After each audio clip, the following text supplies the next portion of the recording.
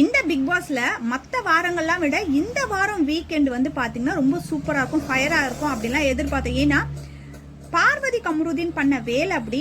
அவங்க கிட்ட நிறைய கொஸ்டின்ஸ் விஜய் சேதுபதி கேட்கறதுக்கான வாய்ப்புகள் இருக்கு அப்படின்லாம் நம்ம நினைச்சோம். நம்ம என்னென்னலாம் நினைச்சோமோ அது எதுவுமே விஜய் சேதுபதி கேட்கல. ஒரு பழமொழி சொல்லுவாங்க, கட்டப்பறைய முழுங்கிட்டு சுக்கு கஷாயம் குடிச்சா செரிமானம் ஆயிடும். அது எப்படிங்க, இவ்வளோ பெரிய பிரச்சனை பண்ணவங்கள வெறும் மைக்க மட்டும் கழட்டி வச்சுட்டா அவங்களுக்கு ஒரு பனிஷ்மெண்ட் ஆகுமா? ஆனா அதை தான் விஜய் சேதுபதி சனிக்கிழமை எபிசோட்ல செஞ்சாரு. சனிக்கிழமையே அவங்கள கண்டுக்கல அப்படின்னும் போது ஞாயிற்றுக்கிழமை எபிசோட்ல அவங்கள கண்டுப்பாங்களா சொல்லுங்களேன். ஒவ்வொரு சீசன்லயும் ஏதாவது ஒரு விஷயம் ஹைலைட்டா எல்லாரும் பேசுற மாதிரி இருக்கும். அப்படி போன சீசன், அதாவது போன பிக் பாஸ் 8ல வந்து பாத்தீங்கன்னா அன்ஷிதா வந்து செஞ்ச அந்த சம்மந்தி அப்படின்றது ரொம்ப ஃபேமஸ் ஆச்சு. சம்மந்தி அப்படின்னா என்ன, சமையல் சாப்பிட்ற பொருட்கள்ல அது என்ன அப்படின்னு நிறைய பேருக்கு தெரியாதது. அதுக்கப்புறம் நிறைய சமையல் வீடியோல சம்மந்தி எப்படி செய்யறது அப்படின்லாம் சொல்லி போட்டிருந்தாங்க. அதே மாதிரி அன்ஷிதா வந்து உன்கிட்ட எனக்கு பேசிட்டு இஷ்டம் இல்ல அந்த டயலாக் வந்து பாத்தீங்கன்னா ரொம்ப ஃபேமஸ் ஆச்சு போன சீசன்ல. இந்த சீசன்ல பிக் பாஸ் சீசன் 9ல வந்து பாத்தீங்கன்னா டெக்கோரம் அப்படின்ற வார்த்தை வைல்ட் கார்டு என்ட்ரியில திவ்யா ஃபர்ஸ்ட் அவங்க ஆரம்பிச்சு வச்சாங்க. அவங்க தான் வந்து ஃபர்ஸ்ட் விஜய் சேதுபதி கிட்ட பேசும்பொழுது டெக்கோரம் யாரும் ஃபாலோ பண்ண மாட்டேன்றாங்க அப்படின்னு சொல்லி ஸ்டார்ட் பண்ணாங்க. ஆனா அதுக்கப்புறம் வாரம் ஃபுல்லா அந்த டெக்கோரம்னா என்ன அப்படின்னு தெரியாதவங்களுக்கு கூட இந்த சீசனை பொறுத்த வரைக்கும் நிறைய பேருக்கு அப்படின்னா என்ன அப்படின்ற விஷயம் தெரிஞ்சிருச்சு. இனி நிறைய பேர் இந்த வார்த்தையை அடிக்கடி யூஸ் பண்ணுவாங்க அப்படின்னு நான் நினைக்கிறேன். நார்மலா சகஜமா இருக்கக்கூடிய மக்கள் கூட. ஞாயிற்றுக்கிழமை எபிசோட் ஸ்டார்ட் பண்ணும் பொழுதே இந்த தலை டாஸ்க் அப்படின்றது ரொம்ப நல்லா இருந்தது. நாங்க எல்லாருமே பார்த்தோம், ஆனா நீங்க பாக்கணும்ல அப்படின்னு சொல்லிட்டு வீட்டுல இருக்கக்கூடிய மெம்பர்ஸ்க்குலாம் அந்த டாஸ்கோட வீடியோ போட்டு காமிச்சிருந்தாங்க. ரொம்ப நல்லா இருந்தது. அதுதான் ஃபர்ஸ்ட் ஸ்டார்டிங். அது பாக்குறதுக்கு ரொம்ப நல்லா இருந்தது. எப்பவுமே ஸ்டார்ட் பண்றதெல்லாம் நல்லா தான் ஸ்டார்ட் பண்ணுவாங்க. போக போக தான் அது வந்து என்ன சொல்றது, சுவாரஸ்யமே இல்லாம போகும். என்ன பண்றாங்கன்றத பாப்போமா. கேப்டன் டாஸ்கோட வீடியோ முடிஞ்சதுக்கு அப்புறமா அமித விஜய் சேதுபதி பாராட்டினாரு.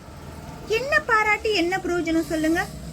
வாரம் ஃபுல்லாவும் அவ்வளோ நல்லா கேப்டனா இருந்து செயல்பட்டாரு அமித். ஆனா சாட்டர்டே எபிசோட்ல அவ்வளோ திட்டு வாங்கினாரு. இப்போ சண்டே எபிசோட்ல அந்த கேப்டன் டாஸ்க நீங்க நல்லா விளையாடுங்கன்னு சொல்லி பாராட்டி என்ன பிரயோஜனம் இருக்கு சொல்லுங்க? சரி, அடுத்தது இந்த வாரம் எல்லாம் நீதிமன்றத்துல வந்த வழக்கை பத்தி பேசலாம் அப்படின்னு சொல்லிட்டு முதல் வழக்கு என்ன அப்படின்னு சொல்லி கேட்கும்பொழுது ஆதிரை வினோத் மேல கொடுத்த வழக்கு சார் அப்படின்னும் போது அந்த வழக்கு விசாரிக்கும் போது என்ன சொல்லியிருந்தாருன்னா, நீதிமன்றத்தோட அந்த டெக்கோரத்தை ஃபாலோ பண்ணாதவங்க யாரு அப்படின்னும் பொழுது எல்லாருமே வந்து வினோத்தை தான் சொன்னப்பல. சார் அங்க வந்து நீதிமன்றத்தை சரியா வந்து அவர் மதிக்கல. அவர் ஒரு ஜட்ஜா இருக்கும்போது கூட நிறைய கவுண்டர்லாம் கொடுத்தாரு. நாங்க எவ்வளோ சொன்னோம், அப்ப கூட அவர் அடங்கவே இல்லை அப்படின்னும் பொழுது விஜய் சேதுபதி இது மாதிரிலாம் பண்ணக்கூடாது அப்படின்னு சொல்லிட்டு கண்டிச்சாரு. ஆனா அந்த நீதிமன்ற டாஸ்க்ல அங்கங்க கவுண்டர் கொடுத்துதான் பாக்குறதுக்கு ரொம்ப நல்லாவே இருந்தது. இருந்தாலும் நீதிமன்றத்துல அது மாதிரி பண்ணக்கூடாதுன்னு சொல்லிட்டு விஜய் சேதுபதி சொன்னதையும் வினோத் வந்து கேட்டுக்கிட்டாரு. அடுத்தது அரோரா பார்வதி மேல கொடுத்த வழக்கு. அதுல வந்து பாத்தீங்கன்னா பார்வதி கிட்ட கேட்டாப்புல, நீங்க ஏன் கமருதீனை வந்து வக்கீலா செலக்ட் பண்ணீங்க அப்படின்னு வந்து பார்வதி என்ன சொன்னாங்கன்னா, நான் வக்கீலா அவரை போடலன்னா அவர் வந்து சாட்சியா போயிட்டாருன்னா என்னோட சைடு வீக் ஆயிடும் அப்படின்றதுக்காக தான் இது பண்ணேன் அப்படின்னும் போது இது வந்து சரியாவே இல்ல, இந்த வழக்கம் நீங்க சரியா பண்ணல அப்படின்னு சொல்லிட்டு விஜய் சேதுபதி சொல்லிட்டாப்புல. அடுத்தது எஃப்ஜே மேல ஆதிரை போட்ட வழக்கு அப்படின்னு சொல்லிட்டு வரும்பொழுது ஆதிரை கிட்ட கேட்டப்பல, என்ன ஆதிரை நீங்க கிடைக்கணும்னு நினைச்ச அந்த நியாயம் உங்களுக்கு கிடைச்சதா அப்படின்னு ஆதிரி வந்து இல்ல சார், அவங்க வந்து மன்னிப்பு கேட்டதுக்கு அப்புறமா அதுவும் முக்கியமா அமித் வந்து அந்த இடத்துல வந்து சரியாவே பண்ணல, அவர் உண்மையாலுமே சுப்ரீம் கோர்ட் மாதிரி நினைச்சு ஏதோ பண்ணிட்டாரு, அதனால எனக்கு கிடைக்க வேண்டிய நியாயம் கிடைக்கல அப்படின்னு உடனே விஜய் சேதுபதி எஃப்ஜே கிட்ட என்ன கேட்டப்பலாம், அந்த இடத்துல நீ மன்னிப்பு கேட்காம ஒரு சில குறுக்கு விசாரணைகளா பண்ணிருந்தா கண்டிப்பா நீ ஜெயிக்கிறது கூட வாய்ப்பு இருந்திருக்கும், நீயே உன்னோட இது வந்து கெடுத்துக்கிட்ட அப்படின்னு சொல்லிட்டு விஜய் சேதுபதி சொன்னப்பல. அந்த இடத்துல எஃப்ஜே வந்து பாத்தீங்கன்னா ஒரு சில ஆக்டிவிட்டிலாம் பண்ணிட்டு இருந்தப்பல வாரத்துல இருக்கக்கூடிய அந்த எஃப்ஜே வீக்கெண்ட் வந்தா மட்டும் ரொம்ப ஓவரா ஆக்ட் பண்ணுவாள். அதுக்கான காரணம் என்னவா இருக்கும் அப்படின்னு நான் நினைக்கிறேன்னா, விஜய் சேதுபதியோட பையனோட ஃப்ரெண்டு தான் எஃப்ஜே. அதனாலதான் ரொம்ப ஓவர் அட்வான்டேஜ் எடுத்துக்கிறாரோ அப்படின்னு நான் நினைக்கிறேன். நீங்க என்ன நினைக்கிறீங்க அப்படின்றத கமெண்ட்ல சொல்லுங்க. எஃப்ஜே ஆதிரை வழக்கு முடிஞ்சதுக்கு அப்புறமா ஒரு சின்ன இடைவேளைக்கு போயிட்டு வரேன் அப்படின்னு சொல்லிட்டு விஜய் சேதுபதி போவாரு. அந்த கேப்ல வந்து பாத்தீங்கன்னா சோஃபால திவ்யா, ஆதிரை, அரோரா 3 பேரும் உட்காந்து பேசிட்டு இருப்பாங்க. அப்போ அரோரா என்ன சொல்றாங்க அப்படின்னா, எஃப்ஜே இன்னும் ஒரு சில விஷயங்கள்லாம் பேசினா அது எனக்கு கொஞ்சம் கஷ்டமா இருந்துச்சு. என்ன பேசினா அப்படின்னா, அவளை பத்தி ஒரு 10 விஷயம் எனக்கு தெரியும், அதுல வந்து எல்லா விஷயத்தையும் நான் சொன்னேன் அப்படின்னா அவளோட கெரியரே பாழா போயிடும் அப்படின்னு சொன்னா அப்படின்னு உடனே திவ்யா சொல்றாங்க, இதை நீ சார் கிட்ட சொல்லியிருக்கணும் இல்லையா, பிளாக்மெயில் பண்ற மாதிரி தானே அவன் பேசினது இருந்தது, அதனால கண்டிப்பா சார் கிட்ட சொல்லு அப்படின்னு ஆதிரி அந்த இடத்துல ஒரு விஷயம் சொல்றாங்க. என்ன அப்படின்னா, நம்ம நார்மலா எல்லாரும் ஹக் பண்ணிப்போம் இல்லையா, அது மாதிரிதான் ஒரு கிஸ் குடுன்னு கேட்டேன், ஆனா அதை எல்லா இடத்துலயும் வந்து நோட் பண்ணி என்னை அசிங்கப்படுத்திட்டு இருக்கான் அப்படின்றாங்க. இப்போ இவங்க வாயாலே ஒத்துக்கிறாங்க இவங்க கிஸ் கேட்டேன் அப்படின்றத. ஒரு நிமிஷம் நம்ம யோசிக்கணும். இப்போ ஆதிரி கேட்டாங்களே, அதே எஃப்ஜேவோ இல்லை வீட்டில் இருக்கக்கூடிய வேற ஏதாவது ஒரு 6 நபர் வந்து கேட்டிருந்தா, ஆஹா இவன் வந்து என்ன கிஸ் கேட்டுட்டான் அப்படின்னு சொல்லிட்டு ஒரு ரெட் கார்டு கொடுக்கக்கூடிய ரேஞ்சுக்கு அந்த விஷயத்த பெருசா கொண்டு போயிருப்பாங்களா இல்லையா? ஆமாம் தானே? அப்போ இவங்க மேலேயும் தப்பு இருக்கு. எஃப்ஜே தப்பு பண்ணலன்னு சொல்ல வரல, அவர் மேலேயும் தப்பு இருக்கு. ஆனா ஆதிரி பண்ணதுலயும் தவறுகள் நிறைய இருக்கு. ஆனா அதை பெரிய விஷயமா கொண்டு வராம ஒருத்தர் மேலேயே தப்பு பேசுறது தப்பா தான் இருக்குன்னு நான் நினைக்கிறேன். ஏன்னா நிறைய பேர் ஆதிரி பேசுறத கேட்டிருப்பீங்க. நார்மலா ஒரு ஹக் பண்றது கூட வந்து பாத்தீங்கன்னா இப்போ வந்து சகஜமா போயிடுச்சு. ஆனா முன்னெல்லாம் கூட அது வந்து ரொம்ப இதுவா இருக்கும். ஆனா ஒரு பையன்கிட்ட போய் நீ எனக்கு கிஸ் கொடு அப்படின்னு சொல்லி கேட்கறது, அது ஒரு ஷோல கேட்கறது கரெக்டா அப்படின்றது நீங்க சொல்லுங்க. எஃப்ஜேவும் இந்த பிரச்சனைலாம் நடக்கும்போது நான் இதை பத்தி இனிமே பேச விரும்பலதான் சொல்றாப்புல. ஆனா ஆதிரை தான் திரும்ப திரும்ப அவங்களுக்கு நியாயம் கிடைக்கணும் அப்படின்னு சொல்லிட்டு இந்த விஷயத்த திரும்ப பேசி பெரிய பிரச்சனையை ஆக்குற மாதிரி இருக்கு. விஜய் சேதுபதி விளம்பர இடபெயர் கிளப்லாம் வந்ததுக்கு அப்புறமா அரோரா சொல்றாங்க திரும்பவும் வந்து எஃப்ஜேவை கண்டிக்கிறாரு. அந்த இடத்துல வந்து விஜய் சேதுபதி திரும்ப போனதுக்கு அப்புறம் அரோராக்கும் எஃப்ஜேக்கும் திரும்பவும் சண்டை ஆரம்பிச்சிச்சு. முடிஞ்சு போச்சு அப்படின்னு நினைச்ச விஷயத்த திரும்பவும் ஸ்டார்ட் பண்ண ஆரம்பிச்சிட்டாங்க. இவங்க எப்படிதான் சம்பாதிக்கிறானுங்களோ தெரியல. திடீர்னு 50 லட்சம் ரூபாய் கொடுத்து இனோவா கார் புக் பண்றானுங்க, வருஷத்துக்கு 2 முறை ஃபாரின் டூர் போறானுங்க. ஆனா நம்ம பழப்பு ஒரு தோசை கடாய் வாங்குறதா இருந்தா கூட ஆஃபரை எதிர்பார்த்து இருக்க வேண்டியதா இருக்குது. என்ன பொழப்புடா இது. அடுத்து நம்ம நடிப்பு அரக்கியோட ஆட்டம் ஆரம்பிச்சிருச்சு. என்னன்னு பாக்குறீங்களா? சாண்ட்ரா திவ்யாவை பத்தி வீட்டுல இருக்கக்கூடிய எல்லா மெம்பர்ஸ் கிட்டயுமே பாத்தீங்கன்னா ரொம்ப தப்பா ரொம்ப கேவலமா தான் பேசிட்டு இருக்காங்க. திவ்யா வந்து பேசுறதாக இருந்தா கூட அவங்கள ரொம்ப எரிஞ்செறிஞ்சு விழுந்து அவங்கள வந்து ரொம்ப அசிங்கப்படுத்துற மாதிரி தான் பேசிட்டு இருந்தாங்க. திவ்யாவுக்கு ஒரு வருத்தம், நான் என்ன தப்பு பண்ணேன்னு தெரியல, அதை சொன்னாலாவது அதுக்கான விளக்கம் நான் அவங்க கிட்ட சொல்லுவேன், அவங்க என்கிட்ட பேசாம இருக்கிறது எனக்கு ரொம்ப வருத்தமா இருக்கு அப்படின்னு சொல்லுவாங்களே தவிர்த்து இது வரைக்கும் சாண்ட்ராவை பத்தி திவ்யா எந்த இடத்துலயுமே தப்பா பேசினதே இல்லை. நேற்று விஜய் சேதுபதி ஷோ முடிச்சு போனதுக்கு அப்புறமா சரி இந்த பிரச்சனையை இன்னும் வளர்க்க வேணாம், எல்லாரும் முன்னாடியும் இந்த பிரச்சனையை பேசி தீர்த்துடணும் அப்படின்னு சொல்லிட்டு எல்லாரையும் திவ்யா வந்து உட்கார சொல்லுவாங்க.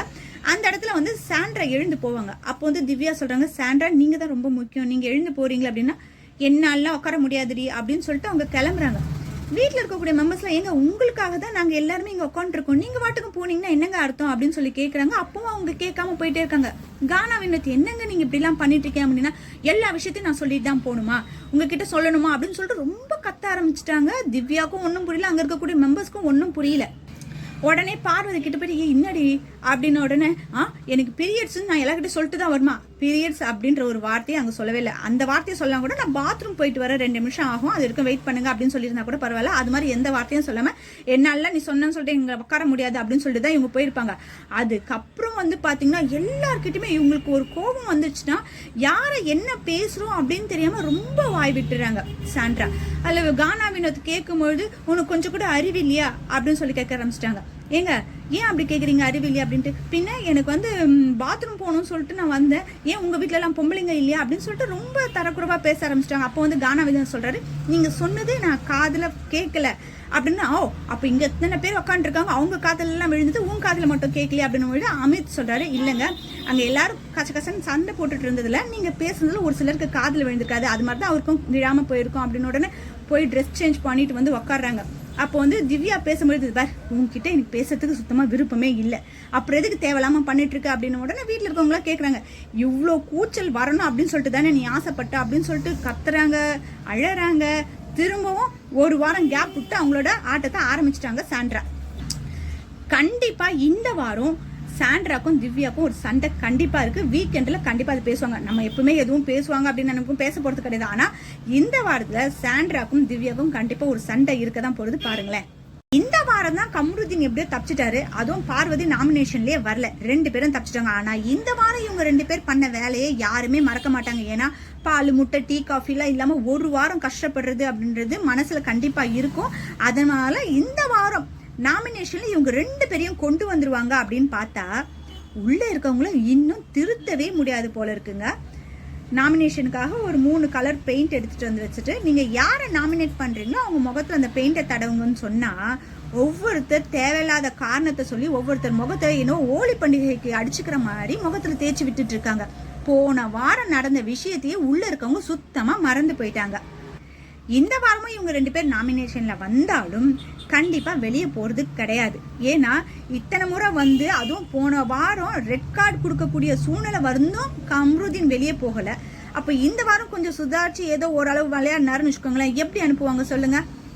பார்வதிக்கு இன்னும் ரொம்ப தைரியம் அதிகமாக இருக்கும். போன வாரம் அவ்வளோ பெரிய தப்பு பண்ணும்போதே நம்மளுக்கு ஒன்றும் பேசல, இந்த வாரம் நான் ஆட்டுறேன் பாரு ஆட்டத்தை அப்படின்னு சொல்லிட்டு அவங்க தேவையில்லாமல் எல்லா பிரச்சனையும் பண்ண போகிறாங்க. அது மட்டும் இல்லாமல் சாண்ட்ராவும் அவங்களோட ஆட்டத்தை ஆரம்பிச்சிட்டாங்க. திவ்யாவும் எவ்வளோ நேரம் தான் ரொம்ப பொறுமையாக இருப்பாங்க சொல்லுங்க? கண்டிப்பாக திவ்யாவும் சாண்ட்ராக்கு ஏற்ற மாதிரி பதிலடி கொடுப்பாங்க அப்படின்னு தான் நான் நினைக்கிறேன். இந்த வாரம் வரைக்கும் தான் டாஸ்க் எல்லாம் நடக்கும். அதுக்கப்புறம் டாஸ்க் எல்லாம் முடிஞ்சிடும்.